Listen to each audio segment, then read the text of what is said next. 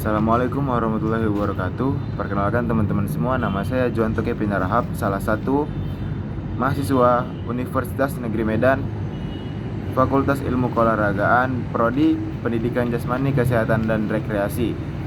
Nah, di sini saya akan menjelaskan sedikit tentang pentingnya anatomi untuk olahraga. Jadi, banyak orang yang berpikir bahwa olahraga itu tidak penting untuk mempelajari anatomi. Tapi sebenarnya anatomilah yang paling penting di dalam olahraga tersebut. Jadi apa bagian pentingnya? Maka di video ini, di kesempatan kali ini akan saya jelaskan kepada teman-teman semua secara ringkas dan mungkin secara jelas. Nah, sebelum masuk ke pentingnya anatomi untuk olahraga, saya ingin menjelaskan sedikit tentang anatomi. Apa sih itu anatomi?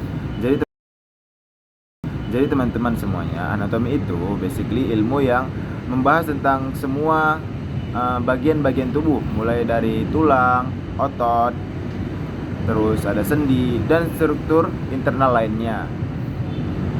Jadi dalam olahraga, pengetahuan ini sangat penting bagi orang yang suka berolahraga atau orang yang kuliah di bagian olahraga.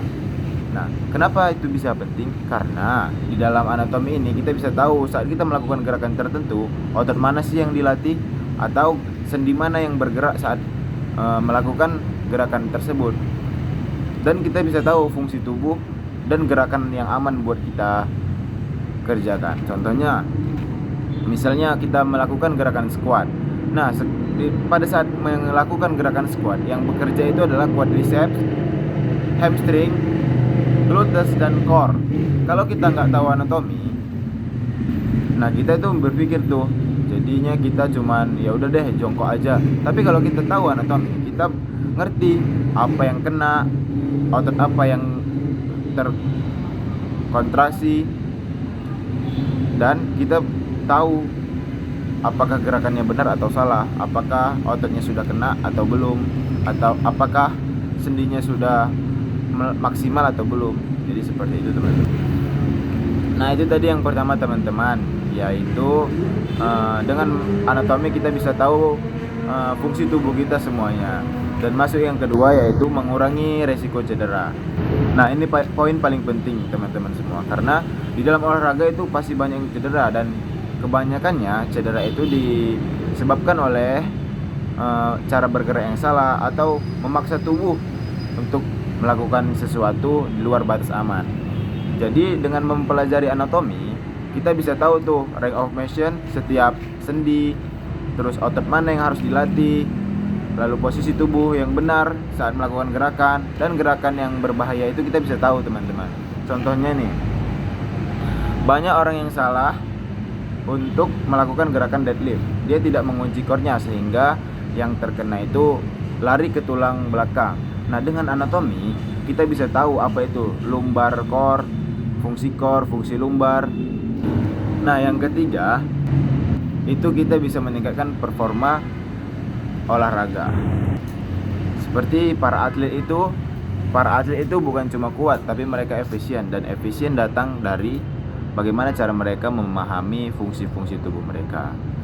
Nah, dengan anatomi kita bisa menentukan latihan mana yang cocok buat tubuh kita, memperbaiki teknik gerakan, meningkatkan power, speed, dan koordinasi, dan mengatur program latihan yang sesuai dengan kebutuhan kita atau kebutuhan tubuh kita. Contoh, kamu seorang pemain bola. Nah, kamu ingin meningkatkan speed dan ketahanan. Jadi, kamu bisa fokus kepada hamstring, calf, dan gluteus. Jadi, ketika kamu sering melatih itu, akhirnya sprint kamu semakin cepat, tenaga semakin kuat, dan performa kamu pasti semakin meningkat. Nah, yang keempat adalah bermanfaat saat menjadi pelatih dan guru olahraga.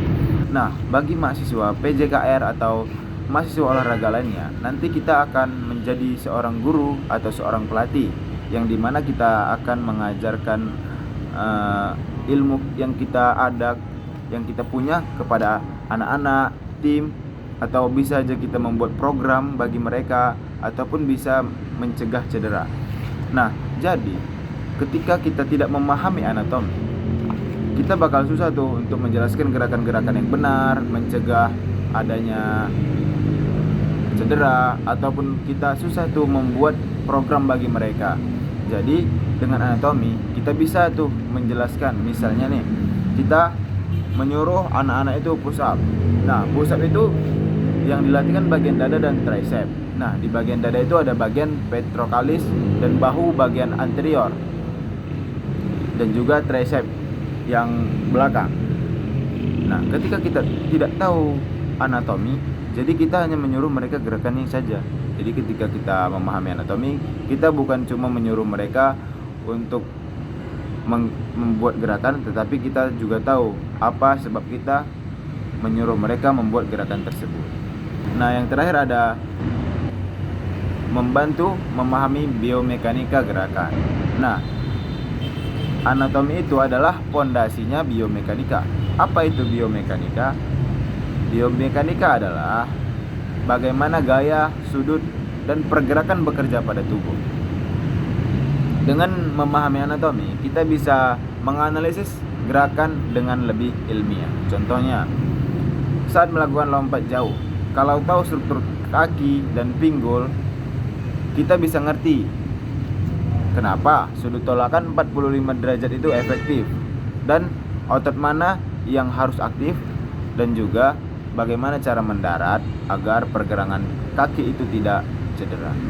Jadi teman-teman semuanya, anatomi itu bukanlah suatu pelajaran yang membosankan atau cuma teori yang buat pusing, tapi ini adalah modal dasar bagi kita mahasiswa atau orang-orang yang suka berolahraga, agar kita bisa memahami tubuh kita dengan baik, agar kita bisa latihan dengan aman, paham cara kerja tubuh, menghindari resiko, dan juga kita bisa mengajar dan melatih orang lain nantinya. Mungkin itu saja yang dapat saya sampaikan. Jika kalian ada lagi pertanyaan, silahkan komen di bawah ya teman-teman. Maaf kata jika saya ada salah dan kekurangan, karena kesempurnaan adalah milik Tuhan yang Maha Esa. Wassalamualaikum warahmatullahi wabarakatuh. Semoga teman-teman dalam keadaan sehat semuanya.